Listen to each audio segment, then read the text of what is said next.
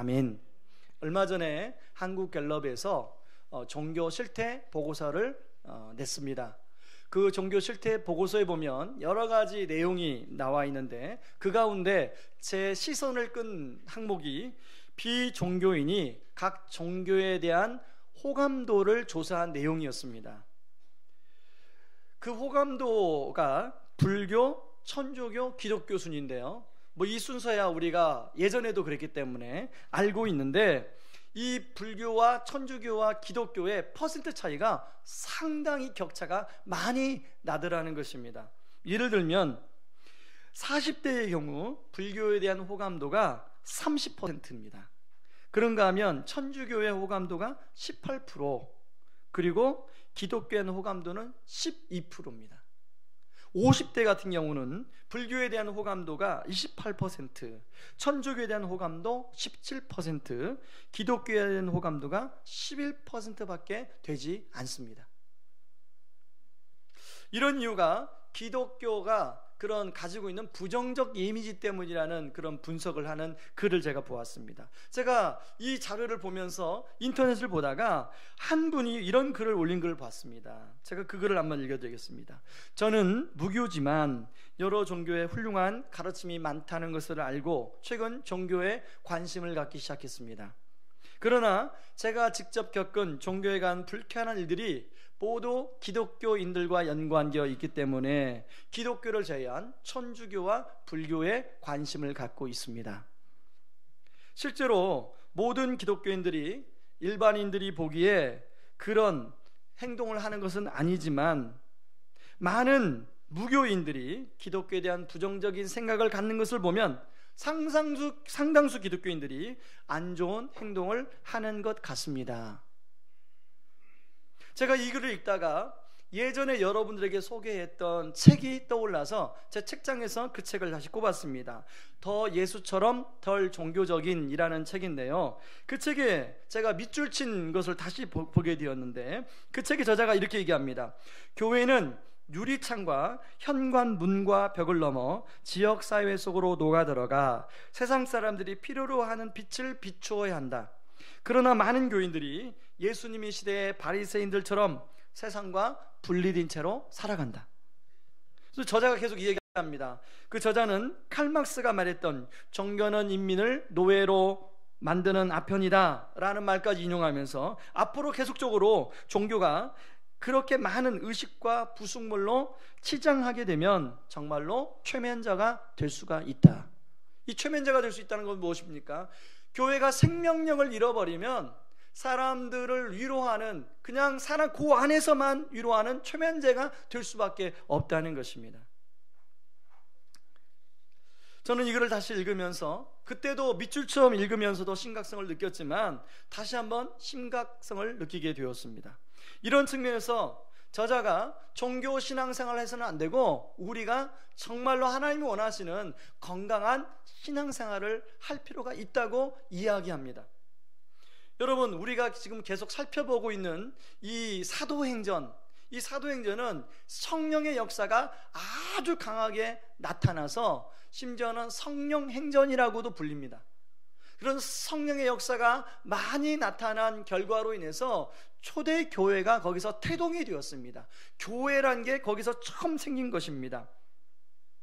그래서 사도행전 6장 7절은 이런 초대교회의 모습의 단면을 보여주는 말씀이 나오는데요, 하나님의 말씀이 점점 왕성하여 예루살렘에 있는 제자의 수가 더 심히 많아지고 허다한 제사장의 무리도 이 도에 복종하니라. 베드로의 설교로 하루에 3,000명이 주께로 돌아왔어요. 그리고 수많은 그런 성령의 역사와 기적들이 나타났어요. 귀신 들린 사람이 귀신이 나가고 병이 걸렸던 사람이 병이 치유되는 역사가 나타났습니다. 성령의 역사가 풍성하게 일어나고 있어요. 그래서 우리는 가끔 초대교회 때 우리도 신앙생활을 했었으면 참 좋겠다, 그런 마음이 들 때가 있습니다. 그 당시는 누구나 할 것 없이 그런 성령의 은혜를 경험했어요.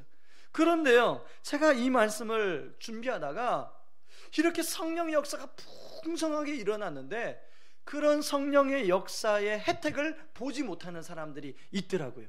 바로 오늘 본문에 나오는 바로 헬라파 유대인들이에요. 지난주 살펴봤던 자유민들이에요. 이 사람들은 지금 성령의 역사가 초대교회에 왕성하게 일어나는데 그 성령의 역사의 혜택을 누리지 못하고 있던 사람들이라는 것입니다. 스데반은 자신과 동일한 배경을 가진 이 헬라파 유대인들이 이런 성령의 역사를 누리지 못하니까 안타까운 나머지 그들에게 복음을 전했어요. 저 사람들도 우리가 누리는 이런 성령의 놀라운 은혜를, 그래서 신앙의 자유함을 누렸으면 좋겠다는 마음으로 복음을 전했는데 오히려 스데반의 말씀을 듣고 이들이 거부해요. 거절을 해요. 13절에 나온 것처럼 이들은요, 율법과 성전에 집착하고 있습니다. 13절 14절 말씀을 같이 한번 읽어봅니다. 읽습니다. 거짓 증인들을 세우니 이르되 이 사람이 이 거룩한 곳과 율법을 거슬러 말하기를 마지 아니하는도다. 그의 말에 이 나사렛 예수가 이곳을 헐고 또 모세가 우리에게 전하여 준 규례를 고치겠다함을 우리가 들었노라 하거늘. 지난주에 살펴본 대로 이들은 율법과 성전 자체가 이들의 삶의 정체성이었습니다. 이들의 종교였어요. 이들은 하나님을 믿는 게 아니라 이들은 율법을 믿었고 이들은 성전을 믿었어요. 그래서 이들은 실제로 사람들에게 자유민이라고는 불리웠지만 이들은 자유민이 아니었습니다. 종교라는 껍데기를 둘러쓴 종교 노예지 더 이상 자유민이 아니에요. 그래서 자기들에게 자유함을 주기 위해서 복음을 전하는 스데반에 대해 오히려 저기를 품고 스데반을 돌로 쳐 죽이고 있습니다. 이들의 모습의 형태가 51절에 잘 나와 있는데요, 51절 같이 한번 읽어봅니다. 같이 읽습니다. 목이 곧고 마음과 귀에 할례를 받지 못한 사람들아, 너희도 너희 조상과 같이 항상 성령을 거스르는도다. 여기 목이 곧고 완고, 목이 곧고라는 것은 완고하다는 말인데 고집이 세다는 말입니다. 그리고 마음과 귀에 할례 받지 못했다는 말은 마음과 귀를 아예 탁 닫아놓고 열지 않는다는 것입니다. 이들은 이런 완고함 때문에 예수님을 잡아 죽였어요. 그리고 스데반의 말도 오히려 지금 거부하고 있는 거예요. 54절에 보니까요, 스데반의 말을 듣고 마음에 찔리기는 하는데 돌이키지 못하고 스데반을 향하여 이를 갈고 있습니다. 그리고 결국은 이들의 돌에 의해서 스데반은 순교를 당하고 맙니다. 사실 이러한 이들의 행동은 종교란 이유로는 도저히 이해가 안 되는 내용이에요. 어떻게 하나님을 믿는 사람들이 자기들과 생각이 다르다고 이렇게 할 수가 있는가? 만약에 극단주의 이슬람이 사람들이 이렇게 했다고 하면 그들은 우리가 믿는 하나님을 믿지 않기 때문에 그럴 수 있어라고 생각하는데, 같은 하나님을 믿는 사람인데 어떻게 이럴 수가 있는가?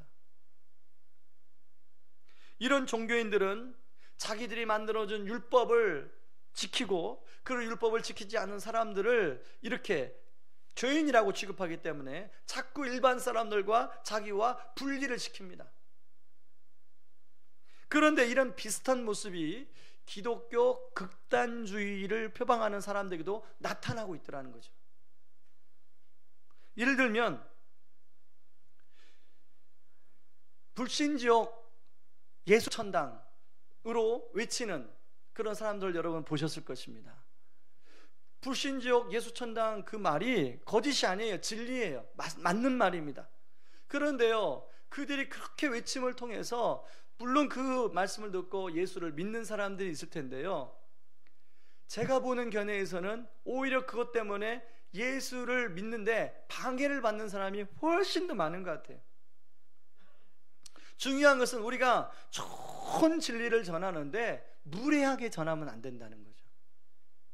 저도 경험한 적이 있습니다. 저도 대학생 때 나름대로 그 당시에 영어 공부를 한다고 이렇게 이어폰을 끼고 지하철 계단을 내려가는데 그 예수천당 불신지옥 하는 사람이 갑자기 제 이어폰을 확 잡아채는 그런 일을 경험했어요. 그게 예수 믿는 저니까 그게 이해가 되죠. 이해가. 저럴 수 있지.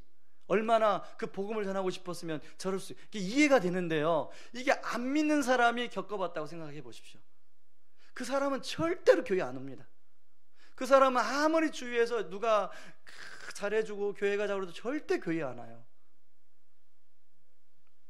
여러분, 예수님은요 우리에게 세상의 소금, 그리고 세상의 빛이라고, 세상에 녹아들으라고 그렇게 우리에게 말씀하고 있지 않습니까? 그런데요, 자꾸만 안 믿는 사람들이 우리를 볼 때는 호감보다는 비호감을 가진 사람들이 훨씬 많다는 통계를 우리가 직면하고 있지 않습니까?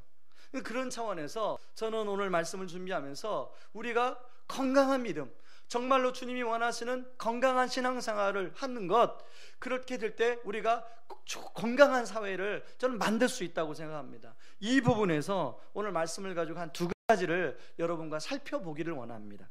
첫 번째는요, 건강한 신앙생활을 하기 위해서 저를 따라하시기 바랍니다. 지엽적 신앙은 그만, 본질을 추구하라. 스데반을 공격하는 사람들은요, 성전을 굉장히 중요하게 생각한다고 말씀을 드렸습니다. 이들은 예수님이 요한복음 2장 19절에 전했던 말씀을 오해해요. 마치 예수님이 성전이 필요 없다고 하신 것처럼. 요한복음 2장 19절은 예수께서 대답하여 이르시되 너희가 이 성전을 헐라 내가 사흘 동안에 일으키리라. 예수님이 이 말씀을 하신 것은 성전이 필요 없다, 성전을 무시해서 하는 말이 아니에요. 예수님이 부활 후에 세우실 교회를 언급하는 말씀입니다. 스데반은 이런 예수님의 말씀을 이해하고 이들에게 이제 사도행전 7장 1절부터 60절까지 변론의 말씀을 전하면서 성전이 어떤 목적으로 세워졌으며 어떻게 변천되어 가고 있는가를 설명합니다. 그것이 그래서 이제 모세 이야기를 하는 거예요. 모세를 통해서 하나님이 성막을 만들도록 하셨다는 것입니다. 그리고 그 성막이 솔로몬 시대에 와서 성전을 짓게 되었다는 거예요. 근데 여러분, 솔로몬 시대의 성전이 지금 남아 있습니까? 여러분 혹시 성지순례 가보신 분, 솔로몬 성전에 지금 성전이 남아 있습니까? 그것은요, 오래전에 바벨론에 의해서 다 불타 없어졌어요. 그래서 바벨론 포로로 돌아온 사람들이 다시 세운 게 스룹바벨 성전이에요. 근데 스룹바벨 성전이 남아 있습니까? 스룹바벨 성전도 다 불타 없어졌어요. 그래서 헤롯 대왕이 세운 게 지금 당시에, 이 당시에 헤롯 성전입니다. 그들은 이 헤롯 성전 안에 하나님이 성전 안에만 임재한다고 생각을 했어요. 그런데 스데반이 뭐라고 이야기하냐면, 성전 안에 하나님이 머무르는 곳이 아니라 이제 성전이 예수님이 죽으시고 부활하심으로 이제 더 이상 장소적 개념이 아니라 유기체적인 교회로 발전되었다라고 이야기하고 있습니다. 그럼에도 불구하고 당시 헬라파 유대인들은 여전히 하나님이 성전 안에만 임재한다고 생각했어요. 그래서 스데반이 이렇게 말합니다. 48절 49절을 이야기하는 거예요. 같이 한번 읽어봅니다. 시작. 그러나 지극히 높으신 이는 손으로 지은 곳에 계시지 아니하시나니 선지자가 말한 바 주께서 이르시되 하늘은 나의 보좌요 땅은 나의 발등상이니 너희가 나를 위하여 무슨 집을 짓겠으며 나의 안식할 처소가 어디냐. 이 말은 무슨 말입니까? 하나님 더 이상 성전 안에 갇혀 계시는 분이 아니란 얘기예요. 그러니까 유대인들의 생각이 잘못됐다는 얘기입니다. 그런데요, 그런 유대인들의 생각을 오늘날도 하는 사람들이 있다는 것입니다. 여러분, 제가 예전에 어렸을 때 다녔던 교회는요, 이 강대상이 두 개가 있습니다. 위에 강대상이 있고 밑에 강대상이 있어요. 그래서 위에 강대상은요, 목사님, 장로님만 올라올 수 있어요. 다른 분은 올라와 보지 못해요. 그러니까 이제 대표기도 하려면 밑에서 대표기도 보통 하고요. 크리스마스 때도 이제 보통 연극 같은 거 하면 위에 강대상이 더 크니까 거기를 좀 이렇게 허락을 맡으러 가면요, 절대 허락을 안 해줘요. 거기는 성스러운 곳이기 때문에 올라갈 수가 없다는 거예요. 그러고 제가 나중에 이제 머리가 커서 성경을 보니까 그 생각이 잘못됐더라고요. 여러분, 더 이상 구약 시대의 성전의 장소적 개념이 의미가 없어요. 그러나 예배를 드리기 위해서는 예배의 당이 필요하죠. 공간이 필요하죠. 예배를 드리기 위해서 교회 당이 공간이 필요합니다. 그래서 요즘에는요, 이제 예배를 위한 교회 당으로서 때로는 어떤 교회는 상가를 얻기도 하고요, 어떤 교회는 새로 건물을 짓기도 하고요, 우리 교회처럼 학교를 빌려서 하는 교회도 있고, 요즘은 카페를 해서 카페에서 주일날은 예배를 드리는 교회가 있어요. 심지어는 영화관을 빌려서 대여해서 드리는 교회도 있습니다. 참 다양해졌어요. 그것은 뭐냐면 성전의 장소적 개념이 이제 사라졌기 때문에 가능한 거예요. 초창기입니다. 초창기에 어떤 성도님이 이제 누구의 인도로 우리 교회에서 예배를 몇 번 드렸는데, 아내는 굉장히 은혜를 받았어요. 그런데 이 남편분이 굉장히 구약적인 생각에 이게 너무 잡혀 있어요. 그래서 성전이 아니기 때문에 자기는 이 교회를 다닐 수 없다는 거예요. 결국은 뭐 아내 혼자 아무리 교회 다니고 싶어도 어떻게 합니까? 가족이 함께 다니는 게 중요하기 때문에, 그래서 결국은 다른 교회에 갔습니다. 그분은 십자가가 있어야만이 성전이라 생각하고요, 이게 일반적으로 우리가 말하는 이 교회 건물이 있어야 성전이라고 생각하시더라고요. 여러분, 이런 신앙은요 지엽적인 생각이에요. 그런가 하면요, 여러분, 우리가 지엽적인 생각에 빠져 있다 보면 어떤 교회는 지금 이 피아노가 오른쪽에 있는데요, 여러분, 이 피아노가 교회를 개척할 때부터 있었습니까? 아니면 교회 개척한 다음에 한참 있다가 들어왔을까요? 네, 한참 있다가 들어왔습니다. 피아노를 놓을 때 이제 우리 고민을 했습니다. 피아노를 이렇게 놓을까? 이쪽에 놓을까? 이쪽에 놓을까? 어떻게 놓는 게 가장 피아노의 이 음색이 잘 드러날 수 있을까? 참 고민이 많았어요. 그런데 어떤 교회를 가보니까요, 피아노가 이쪽에 있었는데요, 이 피아노를 이제 피아노 위에 악기들이 들어오니까 피아노를 이쪽으로 옮기는데 교회가 둘로 갈라졌잖아요.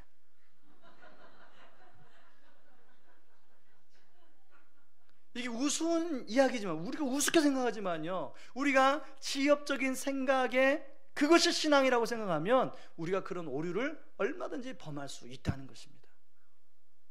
여러분, 요즘에 우리가 이제 지금 설거지를 줄이기 위해서 종이 그릇을 지금 사용하고 있습니다.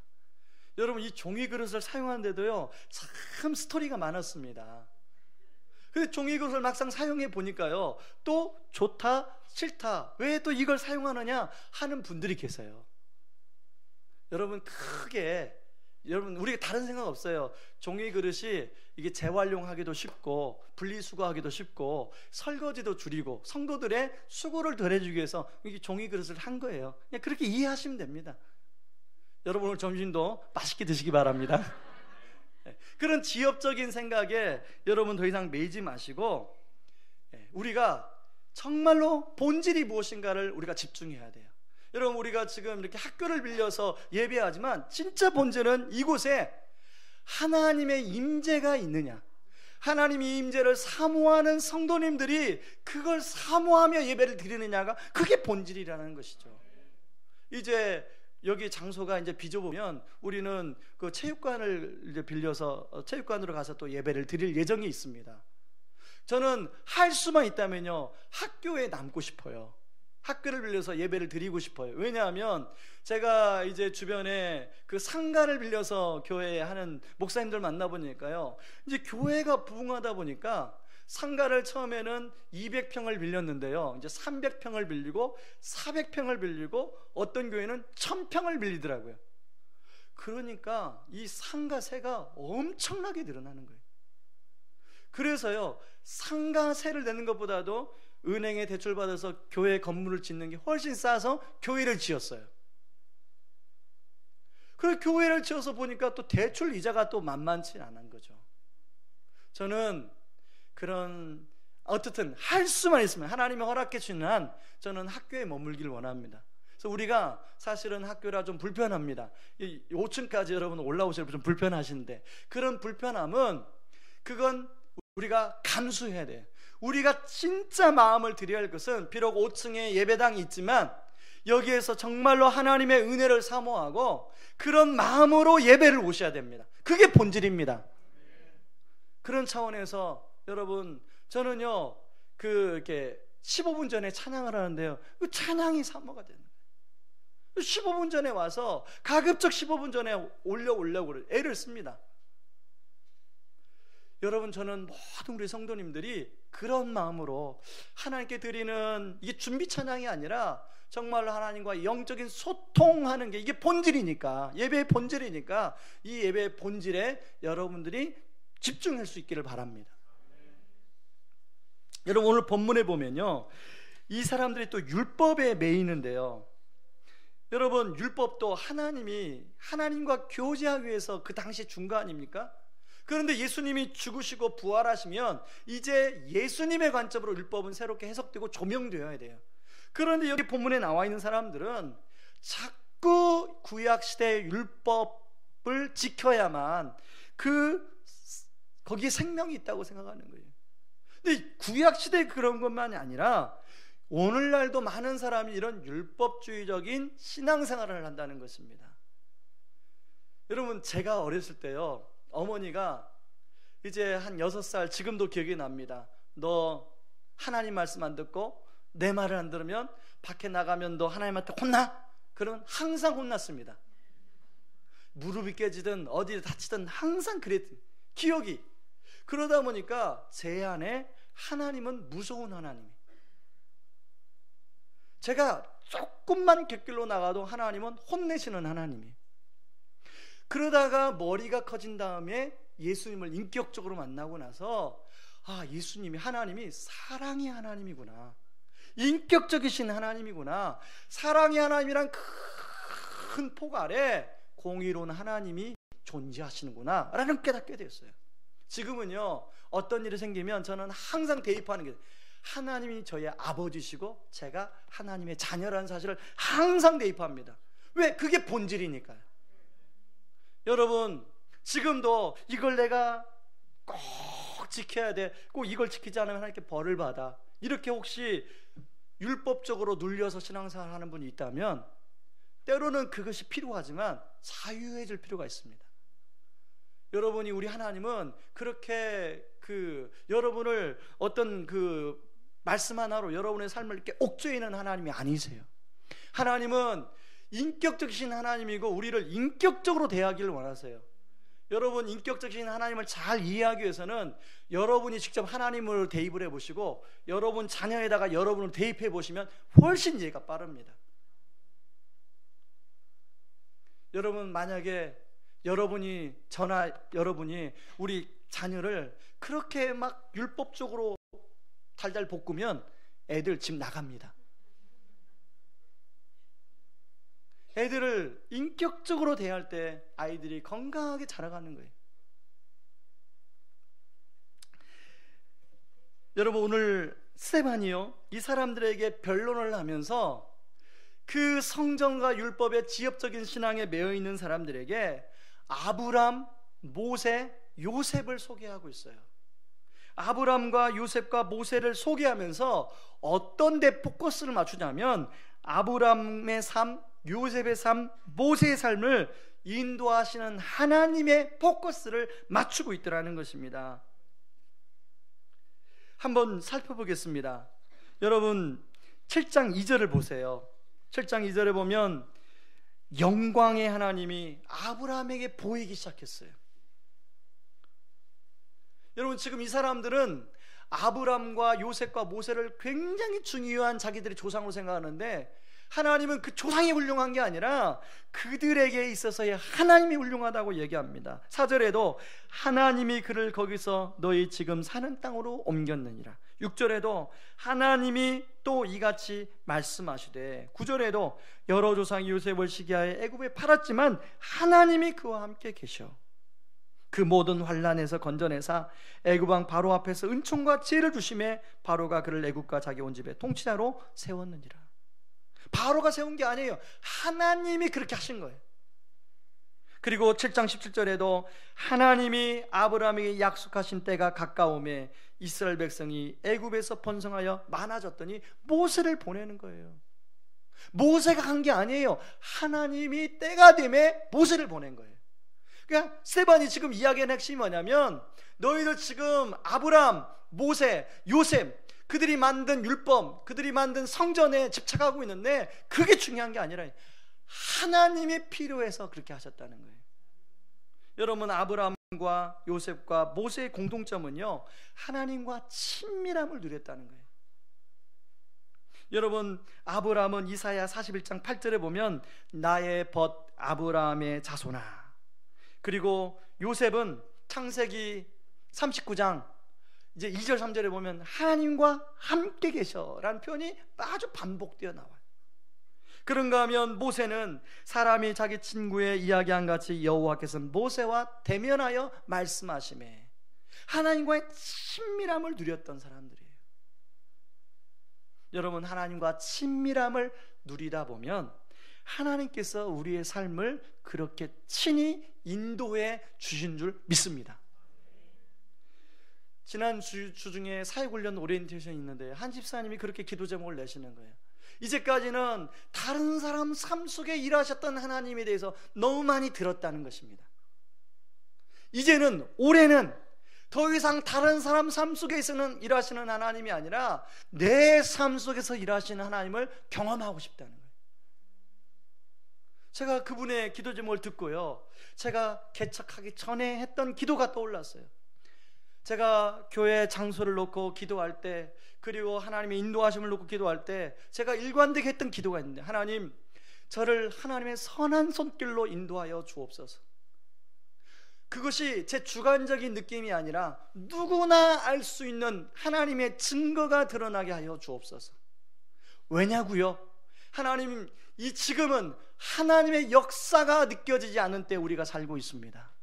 하나님, 앞으로 많은 성도들을 제가 만나게 될 터인데 그분들에게 하나님의 인도하심과 하나님의 역사의 증거를 보여드려야 그분들이 사모할 것 아니겠습니까? 아멘이십니까? 지금 그런 차원에서 여러분들이 앉아있는 이 예배당, 이게 하나님의 증거입니다. 아시는 분들은 아시겠지만 이 예배당은 여러분들이 처음 예배드린 곳이 아니에요. 이미 우리 교회가 오기 전에 여기서 다른 교회가 예배를 드리고 있었습니다. 그런데 그 교회가 계단이기 때문에 우리는 2011년 1월에 이곳에 들어왔는데 2010년 3월에 다른 데로 이사를 갔어요. 그리고 비어 있었습니다. 하나님께서 비어 있는 곳, 만약 그 교회가 계속 예배를 드렸더라면 우리는 들을 수가 없었습니다. 하나님께서 그런 것을 이렇게 제가 곰곰이 생각해 보면 하나님이 일하심의 증거예요. 저는 그 영광의, 아브라함을 인도하신 영광의 하나님이 저와 여러분과 하나님과 친밀감을 누림으로 말미암아 저와 여러분의 삶을 이렇게 인도하시는 놀라운 은혜가 있기를 주님의 이름으로 축원합니다. 요즘에 이제 아이들이 졸업을 만하고 상급학교를 지나갑니다. 우리 성도님의 자녀들도 이제 졸업한 학생들 많고 상급학교 진학 학생들도 많은데, 저는 한결같이 그들을 향한 소망이 있다면 이 아이들이 자기의 꿈과 비전을 펼치는 것도 기도 제목이지만, 그들이 이제 더 이상 아빠와 엄마의 하나님이 아니라 자신의 하나님으로 인격적으로 만나 그 하나님의 인도하심을 경험하고 하나님이 자기 삶 가운데 일하시는 사건을 경험할 수 있게 해달라는 간구가 저절로 나오더라고요. 여러분, 오늘 우리 중고등부 학생들이 수련을 떠납니다. 여러분, 중고등부 학생들이 수련을 통해서 이 하나님을 만날 수 있도록 기도해 줄 수 있기를 바랍니다. 그런가 하면요, 여러분, 건강한 신앙생활을 하기 위해서는 저를 따라 하신다라. 완고함은 그만 온유함으로 섬기라. 오늘 본문에 나오는 이 헬라파 유대인들을 가장 잘 표현해주는 말 51절이라고 말씀드렸습니다. 목이 곧고 마음과 귀에 할례를 받지 못한 사람들아, 너희도 너희 조상과 같이 항상 성령을 거스르는도다. 쉬운 성경에 보니까 고집센 사람들이여, 여러분들의 마음은 어찌 그리 완악하며 귀는 꽉 막혔습니까? 여러분들은 여러분들의 조상들처럼 항상 성령을 거역하고 있습니다. 제가요, 이 말씀을 준비하면서 저의 삶을 돌아봤어요.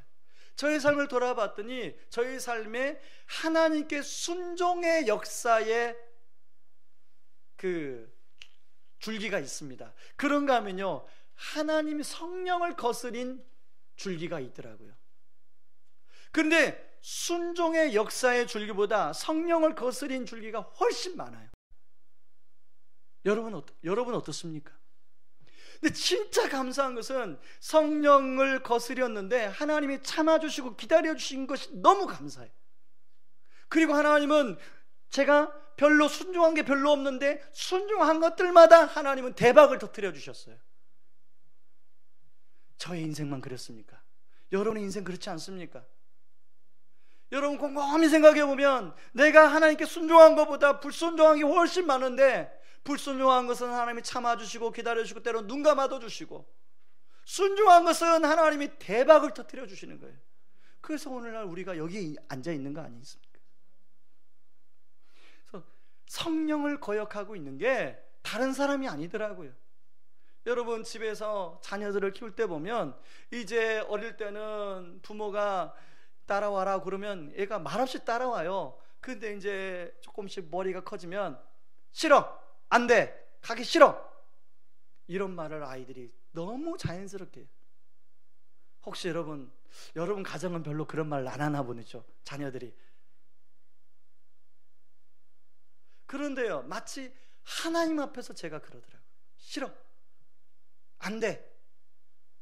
물론 인격을 포함, 인격으로 하기 때문에 하나님 앞에서 막 그렇게 우리 자녀들이 우리한테 하는 그런 불순한 태도는 안 하지만요, 제 마음으로 성령을 거스는 거예요. 여러분 마음을 한번 들여다보세요. 성령을 내가 거스리고 있는 게 얼마나 많은가. 오늘 본문에도 보면요, 이 목이 곧다라는 것은 바로 선지자들이 이스라엘 백성들을 향해 사용한 말인데요, 역사적으로 이스라엘 백성들이 하나님께 거역을 참 많이 했습니다. 사도행전 7장 39절에도 보면 우리 조상들이 모세에게 복종하지 아니하고자 하여 거절하며 그 마음이 도리어 애굽으로 향하여, 41절에 보면 우상을 만들어 섬겨요. 여러분, 죄의 정의는 하나님 뜻과 상관없이 내 마음대로 사는 것, 이게 죄의 정의라고 그랬잖아요. 원죄가 그거라고 그랬잖아요. 사람은 누구나 자기 마음대로 살고 싶은 마음이 있어요. 바로 이런 마음이 한 번, 두 번 쌓이면 완고해지는 거예요. 여러분, 성경에 나오는 사람들 중에 바로 오늘 본문에 나오는 모세는 변화되기 전에 참 완고한 사람이었습니다. 모세는 이제 40세가 되었을 때 자기 나름대로 자기 생각대로 이스라엘 백성들을 돌봐야겠다는 생각을 했어요. 그래서 이제 가서 싸움을 말리다가 애굽 사람을 죽여요. 그 다음 날도 또 이스라엘 사람들이 싸우니까 말리다가 그 첫날 애굽 사람 죽인 것이 들통이 나서 미디안 광야로 쫓겨나갑니다. 이 말씀을 통해서 우리가 깨닫는 건 뭐냐면, 무엇이든지 내 힘으로 하는 것, 무엇인지 내 생각으로 하는 것, 그것은 다 잘 안 된다는 거예요. 여러분, 모세가 미디안 광야에서 40년간 양을 치면서 하나님 앞에 훈련을 받습니다. 그런 다음에 하나님이 모세를 다시 부르세요. 저는 이 40년간 모세를 하나님께서 왜 훈련시켰나를 생각해 보면서 모세의 그런 완고하고 다혈질적인 모습들을 하나님이 온유하게 다듬으셨어요. 그래서 하나님이 모세를 다시 부르셔서 출애굽시키는 사명을 맡기시는 것입니다. 민수기 12장 3절은 모세에 대해서 이렇게 얘기합니다. 이 사람 모세는 온유함이 지면의 모든 사람보다 덜하니라. 모세는 미디안 광야의 40년의 연단을 통해서 온유한 사람으로 바뀌게 되었다는 것입니다. 저희 집에 세 자녀가 있다고 말씀을 드렸습니다. 그 중에 그래도 학교나 학원 가면 조금 선생님들의 칭찬을 기대하는 건 막내입니다. 막내는 어떤 스타일의 아이냐면, 선생님이 시켜준 것을 정확하게 시간 안에 끝내야 속이 시원한 그런 기질의 아이예요. 당연히 선생님들이 좋아하죠. 당연히 학원 가면 칭찬받죠. 학교 가면 칭찬받죠. 그런데요, 제가 이야기를 하려는 게 아니라 선생님들이 걔를 칭찬하는 소리를 들 때마다 제가 그 선생님에게 속으로 그렇게 얘기합니다. 이 애 데리고 한 일주일만 살아보세요. 여러분, 저희 막내는요, 첫째와 둘째 없는 아주 나쁜 버릇이 있어요. 굉장히 고집이 있어요. 한번 딱 고집이 들어가면 이건 누구도 이길 수가 없어요. 어제 이제 말씀을 준비하고 저녁에 집에 들어갔더니요, 집에 3차 대전이 일어났더라고요. 막내가 또 고집을 피워가지고 그 이제 막 엄마가 너무 화가 나니까, 보통 그 엄마들 화나면 너 집 나가! 뭐 이렇게 하잖아요. 그랬더니 얘는 실제로 짐을 싸서 집을 나가요.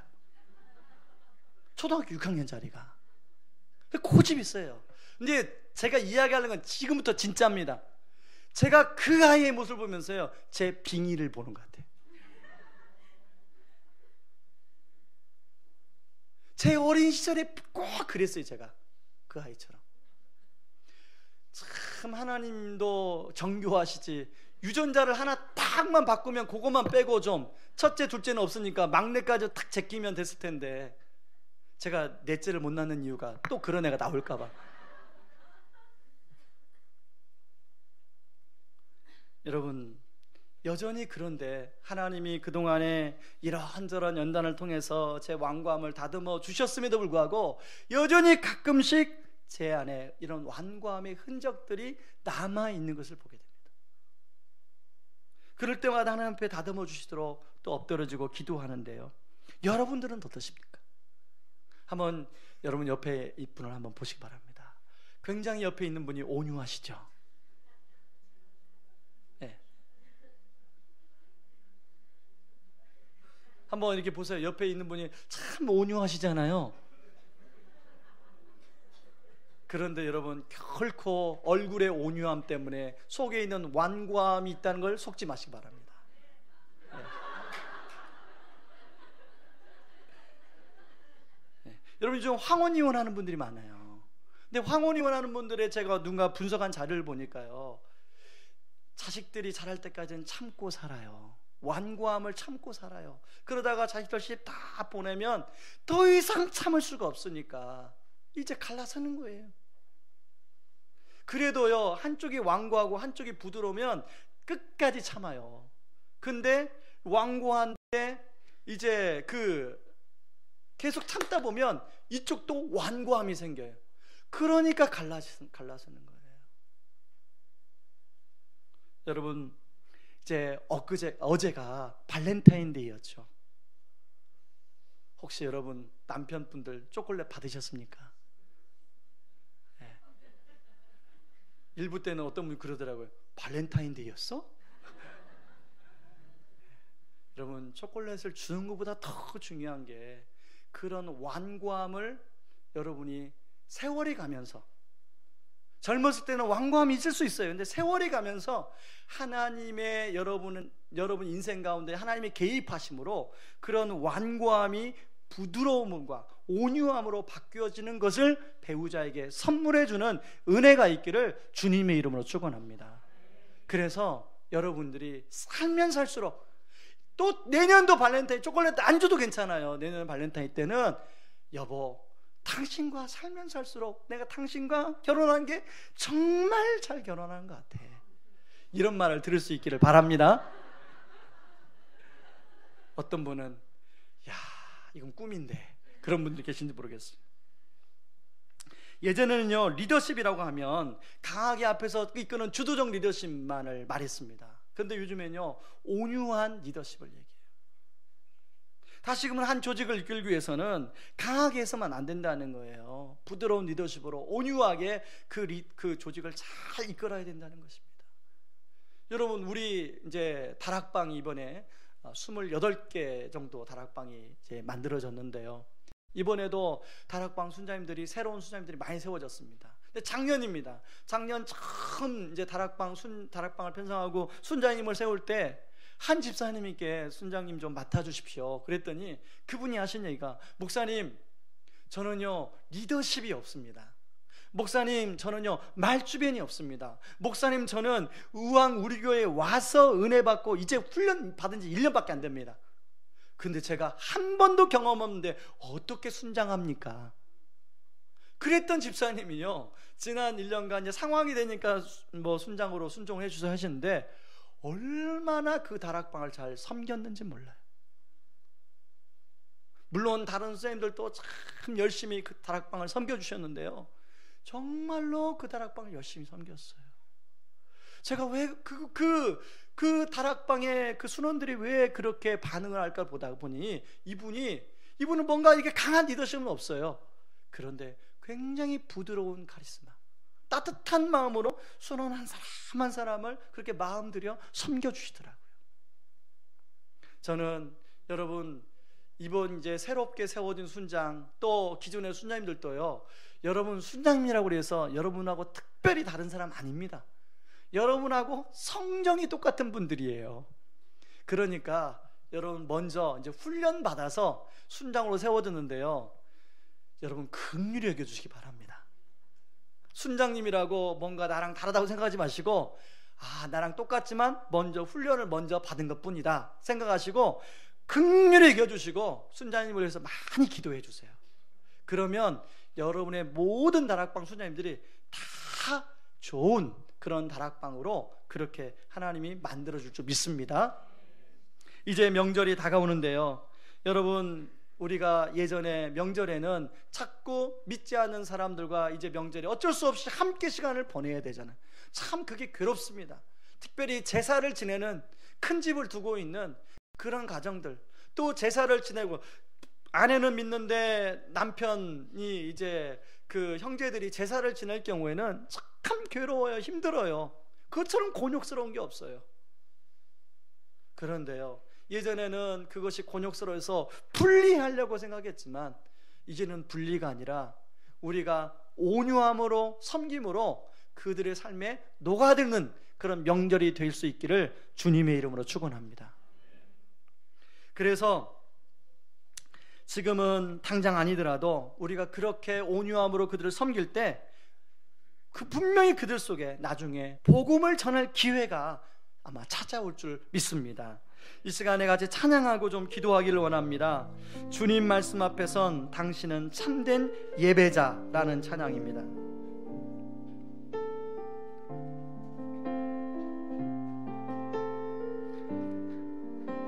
이 찬양 가사에 보면 이런 가사가 있습니다. 이 세상을 향한 거룩한 생명빛 되어 이 세상을 위한 구원의 소망 되어.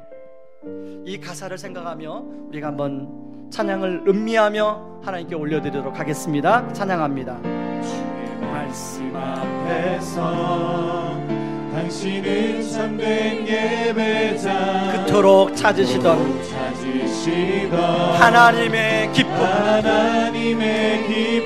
이 세상을 향한 거룩한 생명빛 되어 이 세상을 위한 구원의 소망 되어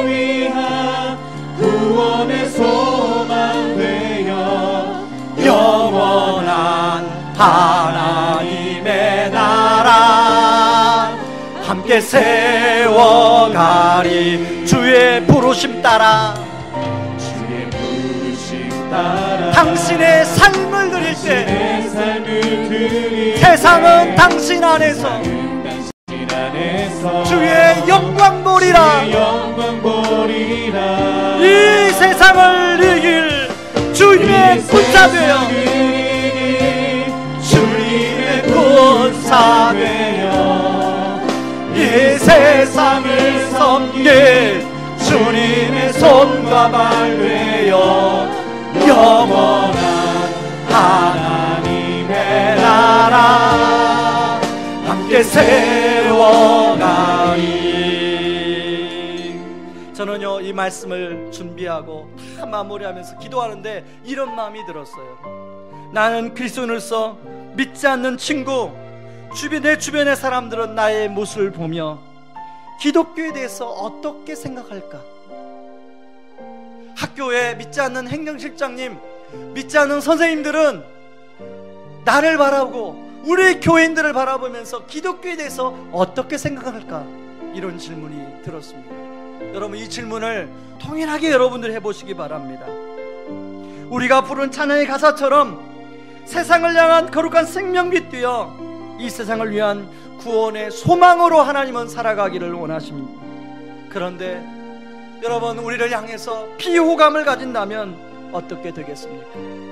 이 시간에 다시 한번 여러분 이 말씀을 생각하면서 이 시간에 이 찬양의 가사를 생각하면서 이 찬양을 한번 부를 때 이 찬양이 그냥 찬양이 아니라 강한 마음의 소망을 담아 소원을 담아 하나님께 부르기를 원합니다. 같이 한번 찬양하겠습니다. 주의 말씀 앞에선 주의 말씀 앞에서 당신은 참된 예배자 그토록 찾으시던 하나님의 기쁨 이 세상을 향한 거룩한 생명빛 되어 이 세상을 위한 구원의 소망 되어 영원한 하나님의 나라 함께 세워가리. 주의 부르심 따라 주의 부르심 따라 당신의 삶을 드릴 때 세상은 당신 안에서 무엇을 봅니까? 주의 영광 보리라. 이 세상을 이길 주님의 군사되어 이 세상을 섬길 주님의 손과 발되어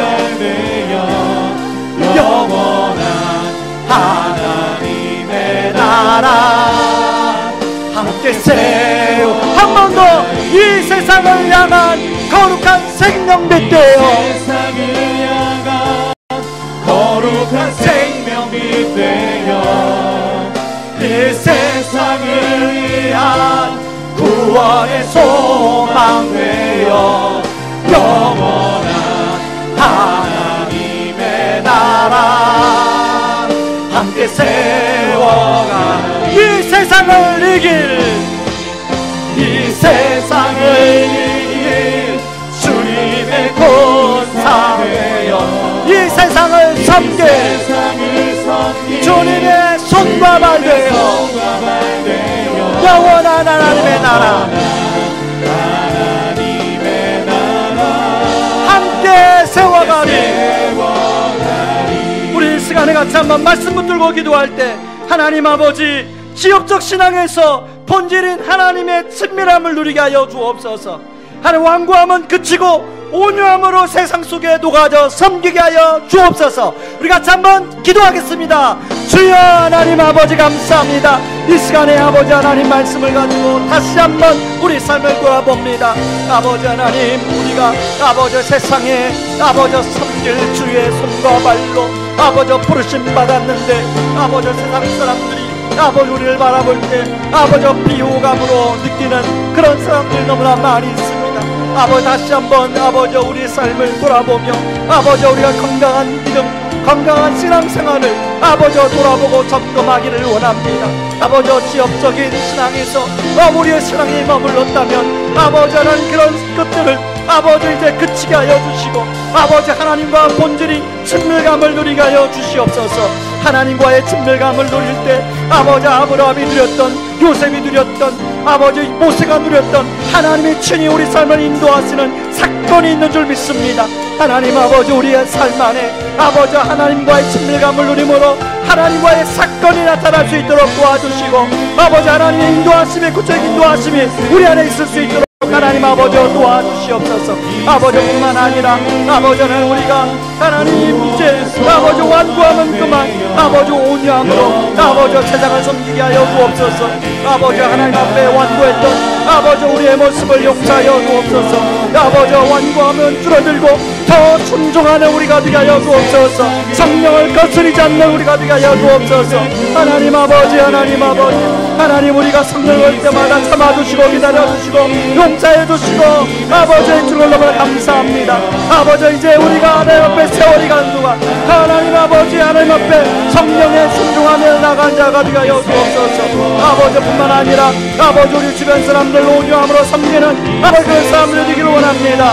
아버지 하나님 우리 배우 목회자들 아버지 온유함으로 대하게 도와주시고, 아버지의 주변 사람을 온유함으로 대하게 도와주시고, 그래 아버지 우리 사람들 아버지 온유함으로 대하게 도와주시고, 이번 명절에 많은 질적들을 아버지 온유함으로 그 삶에 누가 들어가 섬길 수 있도록 아버지야 도와주옵소서.